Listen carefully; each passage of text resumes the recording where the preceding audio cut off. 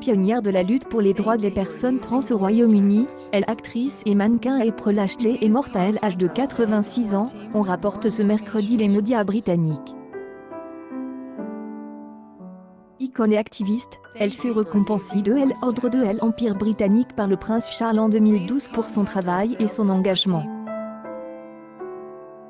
Parmi les toutes premières personnes britanniques à avoir eu recours à une opération de réassignation sexuelle dans les années 1960, elle a quitté son pays pendant plus de 3 décennies en raison des discriminations.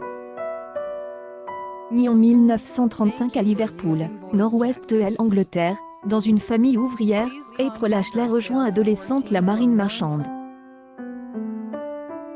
Après plusieurs tentatives de suicide et un séjour en hôpital psychiatrique, elle déménage à Londres puis à Paris, où elle se produit dans des spectacles de drag queens au cabaret Le Carrousel.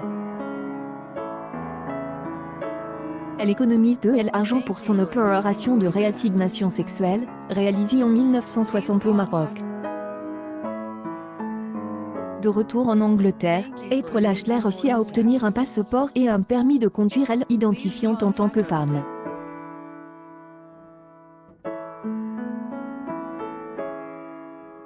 Elle travaille alors comme mannequin et actrice, apparaissant dans le magazine de mode Vogue. Mais sa carrière connaît un coup d'arrêt quand le tabloïd Sunday People rend publique sa transidentité en 1961.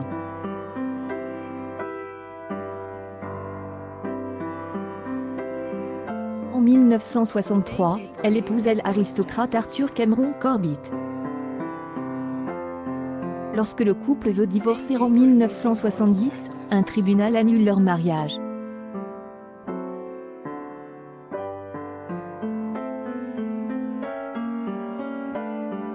Pour cause, le changement de genre n'étant pas reconnu légalement, leur union est alors invalide, le mariage entre deux personnes du même genre étant interdit à cette époque. April Ashley déménage alors aux États-Unis et ne revient dans son pays qu'en 2005, quand la loi permet de la reconnaître comme femme.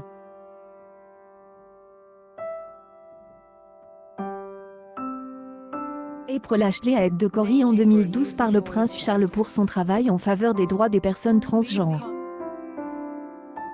Je sais mieux que quiconque comment les gens peuvent juger, mais tout ce qui compte c'est aider, être fidèle à soi-même, avait déclaré April Ashley, qui apparaissait souvent ces dernières années avec sa longue chevelure teintée en violet, dans un entretien cité par les médias britanniques. Après l'annonce de sa disparition, le chanteur Boy George a salué une force de la nature et une grande prêtresse de la cause transgenre. Tant pour les droits LGBT, Peter Tatchell a salué une héroïne et une grande pionnière trans pendant des décennies.